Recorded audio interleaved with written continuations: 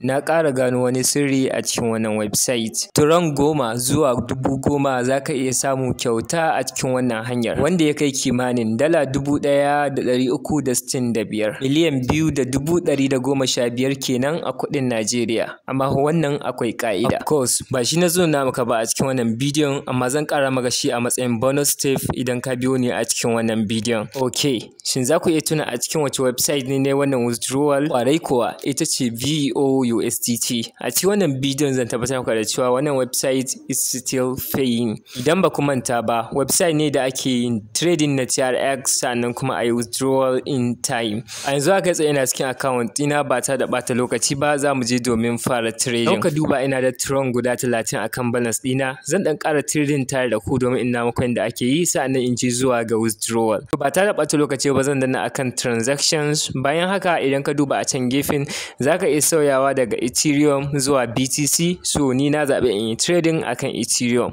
Da haka dan za ka iya dannawa ka canza, so ni zan bar shi akan Ethereum, sa'annan a wurin time frame zan zaɓi 1 minute sai in zo in danna akan buy. Fuskar zai kawo min ita ce wannan, ta ne za ka saka abinda za ka iya shiga trade da shi.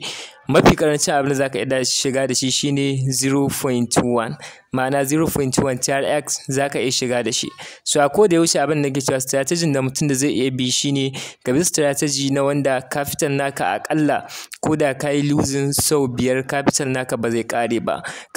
Saboda kamar yadda na faɗa muku, tsarin yadda ake trading a cikin shi shine idan ka shiga da 0.1 aka yi losing, to karo na biyu za ka shiga da 0.2. Idan aka ƙara yin losing za ka shiga da 0.4. Idan ka ƙara losing za ka shiga da 0.8. misali kenan nake maka. Idan da ɗaya kuma ka shiga karo na biyu, to za ka shiga da 2 idan an yi losing. Idan kuma an yi winning, shikenan za ka ci gaba da shiga da 0.1 ɗinka ko kuma da Tron guda ɗaya ɗinka. To yanda tsarin yake kenan. Saboda kai tsaye bari mu je mu shiga a cikin trading. To kamar da na faɗa baya, akwai group ɗin su da suke bayar da signal, so za ka iya shiga a wannan group ɗin, link ɗin shi na description na wannan bidiyon. So ni kamar da aka saba a koda yaushe nakan yi pinning ɗin shi akan screen ɗina a can sama, sannan sai in buɗe website kamar haka domin ganin signal kai tsaye ba sai na yi minimizing na koma a can ba. Sannan na sanar da ku cewa nakan bi amfani da strategy na cewa idan na shiga naga an yi losing guda 3, so an yi losing 1, 2 ba zan shiga trading ba a wannan lokacin. Akalla sai naga an yi losing guda 3, so a lokacin mafi yawa akan yi losing guda 3 sai a yi winning ga na 4, so zan shiga na 4 a yi tare da ni da na 5. Mafi yawa waɗannan biyu ɗin akan yi winning sannan sai a sake shiga a cikin losing. So mafi yawa tsarin da nake bi, amma wani lokacin akan samu lokacin da za a yi ta losing wani lokacin har gudan sau 7 ko sau 5, so ya danganta ga strategy da za ka yi amfani da shi, amma dai wannan shine the best wanda nake amfani da shi. Okay, so a yanzu ina zaman jiran signal kamar haka. Ga signal na an turo yanzu, kai tsaye zan shiga da 0.1.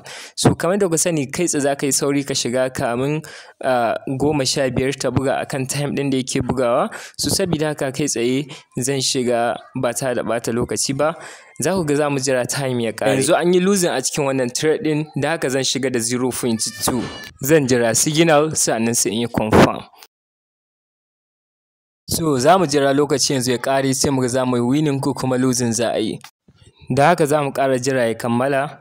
So idan kuka duba yanzu ma an sake losing, da haka yanzu zan sake shiga da 0.4 kamar yadda na gaya muku.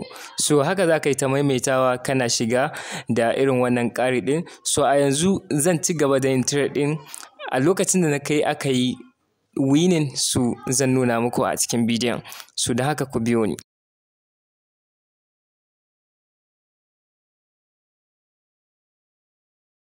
Idan kuka duba a yanzu na yi ta losing har ya kai saura Tron 24, so a yanzu zan shiga da Tron guda 8. Saboda haka ku biyo ni domin ganin winning za mu yi a wannan ko kuma losing.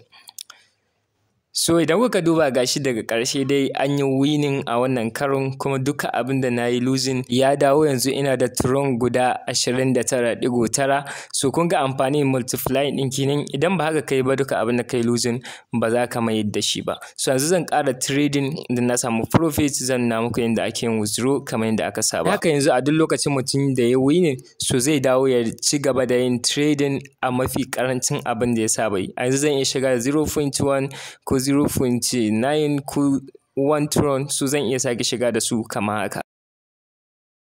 yanzu balance ɗina ya koma Tron 32.7. So a yanzu already na shiga wajen withdraw kuma zan yi withdraw.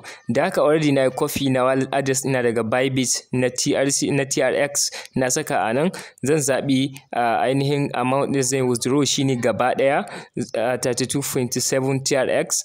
Daga nan sai in yi ƙasa in saka password, withdrawal password. So already za su cire Tron guda ɗaya a withdrawal charges. So don haka zan yi receiving na withdrawal na Tron guda 31.7.